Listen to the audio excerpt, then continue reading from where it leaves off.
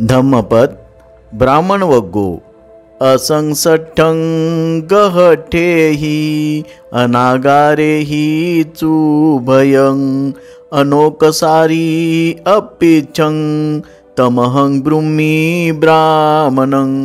घर असणारे गृहस्थ आणि घर नसणारे या दोन्हींमध्ये जो गुंतलेला नाही, घरदार नसलेल्यांचे जीवन जो अनुसरतो, जो अल्पेच्छू आहे, त्याला मी ब्राह्मण म्हणतो। अर्थकथा। एका गुहेत एक संन्यासी राहत होता।